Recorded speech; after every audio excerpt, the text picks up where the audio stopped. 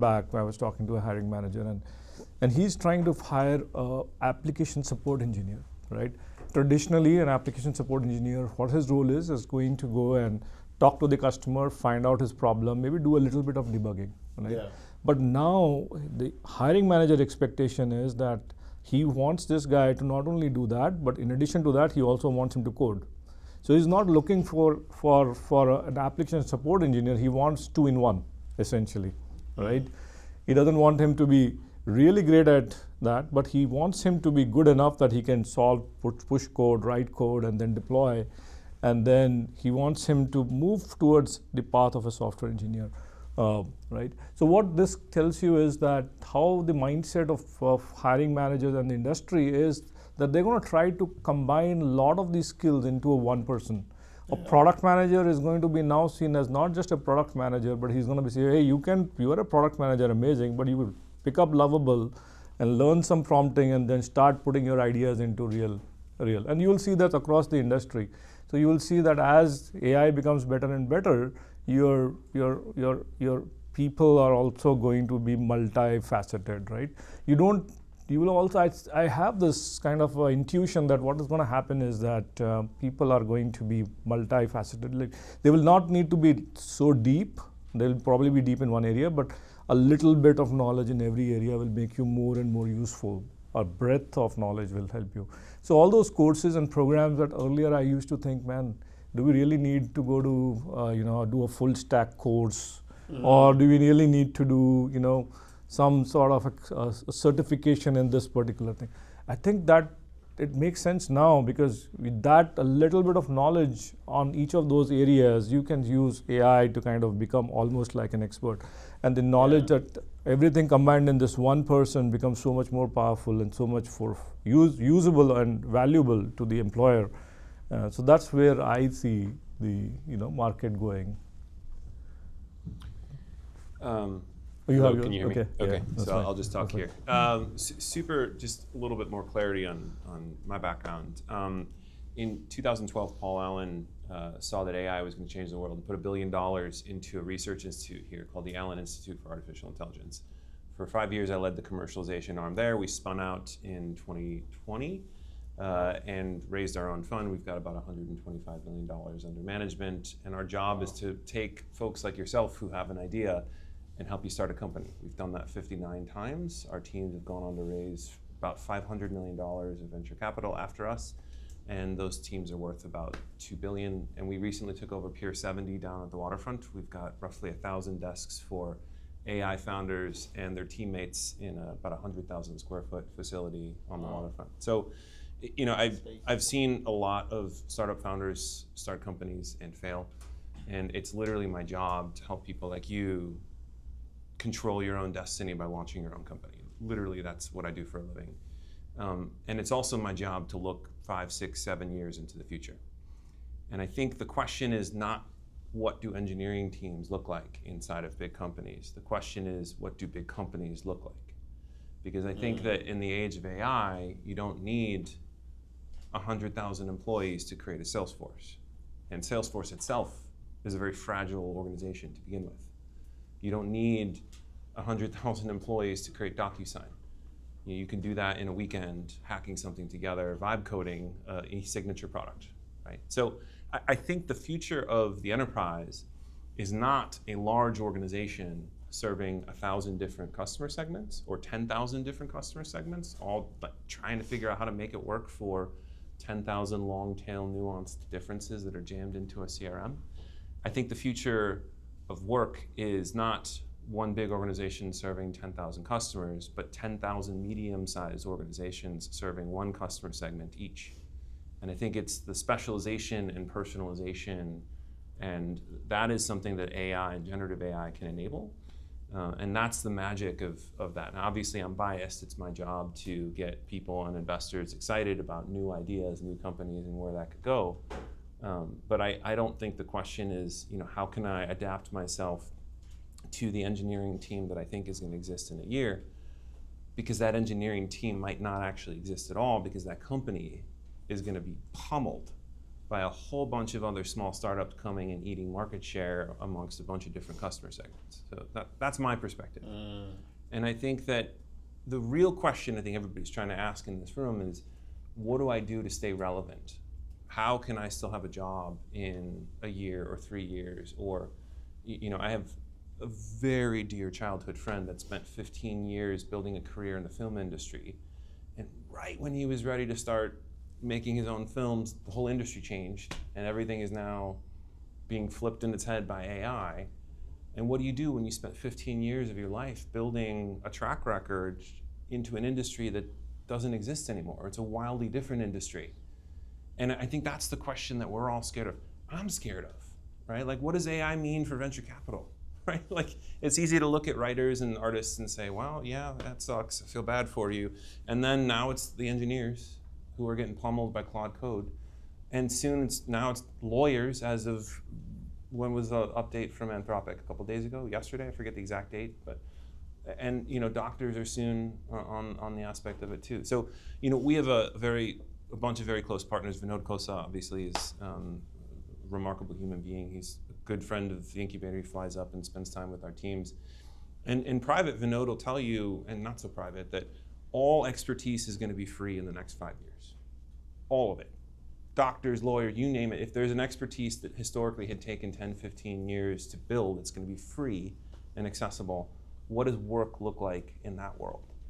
And again, I think it comes down to not one company serving 1,000 or 10,000 different customer segments, but 10,000 smaller companies serving one customer segment really, really well. And the thing is, the cool thing about that is that each and every person in this room could control your own destiny by doing that. Okay, my job is to get entrepreneurs excited about building companies, so I'm obviously biased with the words coming out of my mouth. But that's the way to control your own destiny, not to figure out how you could better tune your resume to go work for a big company that might not be there in the first place. But the question is, how can you control your own destiny? And the way to do that is to get really entrepreneurial. So let me pause there. Yeah, no, that was awesome. That was awesome. We're gonna keep it going, but just a round of applause for that. Thank you guys so much. That definitely has me thinking like about a lot. But one of the questions that I have is just like, why do you think like it's important for people to, or I guess the better question is like, a lot of people when they think about startups, right? It's kind of like, well, people don't know, they might not have an idea, or they might not know where to come in, or something like that. Like, do you think there's space for everybody?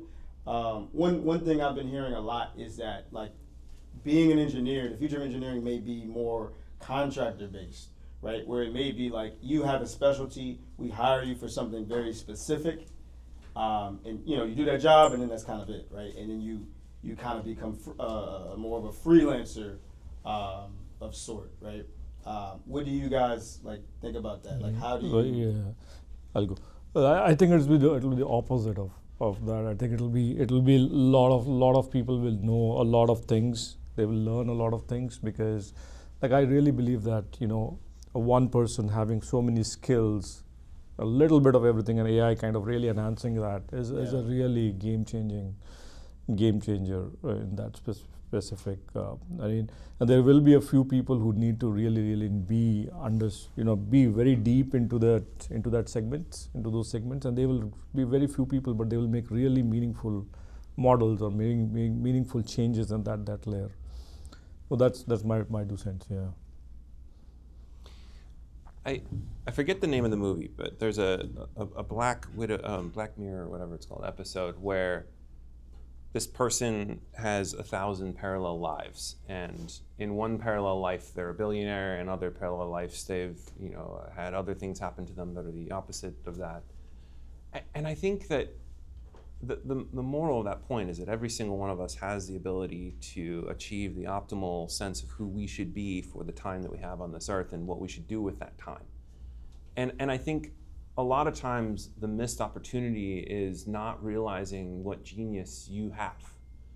And I think my job is to help build companies, but really my job is to help take people who are founders and make them become the best versions of themselves. Sorry about all the beeping. And I think that everybody in this room has something that you have a zone of genius about, right? Maybe it's, your gender, your journey to where you are today. My mom was an immigrant from Poland, for example, right? There's a lot of immigrant stories in this room, I know for sure.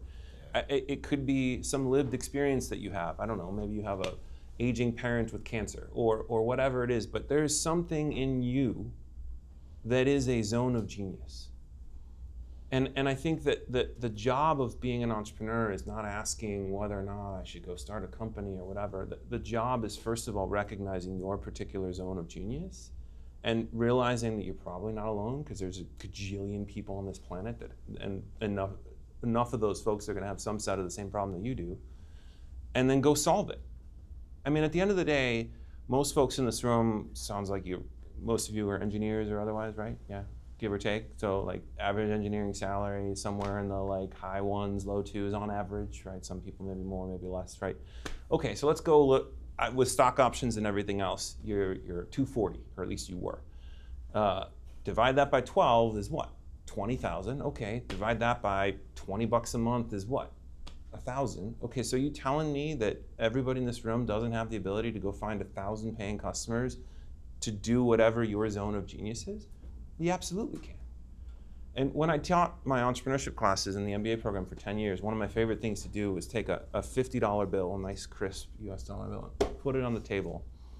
And at the very first day of class, I'd walk in, I'd put this on the lectern, and I'd say, there's $50 here for anybody that wants it. And then I would sit there in silence for a good 2 minutes until one of the 40 MBA students in my classroom got up and took the $50 and put it in their pocket. And then we'd have a fascinating discussion around, why didn't you go get up and get that $50? Why did you go up and get that $50?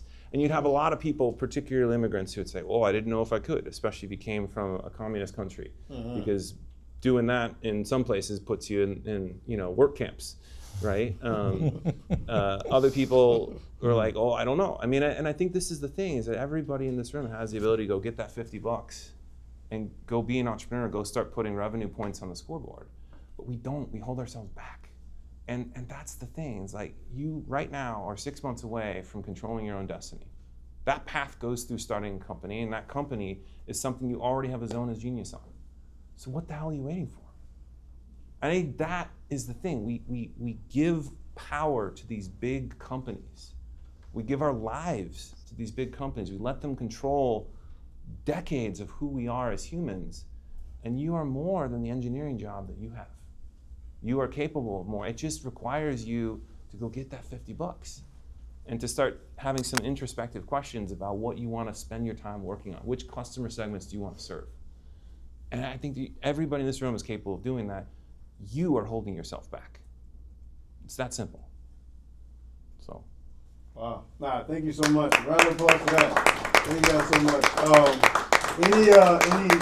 These are speed interviews, like I said. We're gonna any like closing remarks, anything you guys want to add? I could ask one more question, but I know you guys were going on like a little crunch. Any closing remarks? My email address, if you want to write it down, is no, for real. I got to leave for dinner right now, so I don't have time to hang around and talk. So if you guys have a question, I will try and respond. My email is Jacob, Jacob, at AI2incubator.com. And come check out any of the events that we have down at the pier. We have literally talks daily from some of the smartest minds in AI. There's been roughly 20,000 people that have come through our pier for events since we launched in March. It's called AI House. But so that's my email address. I'm sorry, I got to run right out. No, thank you so much, man. One more round of applause for all of our speakers, man. Thank you guys. And thank you to any last remarks. Sorry. No, I think I'm going to be here, so I'm going to. I'm going to be. Thank you so much. Thanks for the invite. Yeah, of course. Yeah. And I will. Was done? We'll be in touch, man. The incubator with the INCUB and then the ATOR, whatever way that is. I'll message you. Okay. Yeah. Thanks for emailing me. I'm sorry, I gotta run. Can you get the mic real quick? Oh yeah, that would suck. Thank you so much. Thank you for the reminder. Thank you. Okay, guys. All right, so everybody go start a startup. Let's go home. Nah, that was good. That was really really insightful. I think everybody has a probably interesting perspective on that, but I truly agree with like a lot of those points. I think there's a lot of truth in everything that they just said. I don't know if the big companies are gone. You know, if they're gonna like. I think they're gonna be around for a bit. So while you can get paid, get paid. That's what I say. Yeah. But anyway, we're gonna start the next panel in like maybe the next 10, 15 minutes. So get some more food and thank you guys. Another round of applause. Thank you guys. Thank you. Thank you. Yep. Awesome. I'm gonna put this here.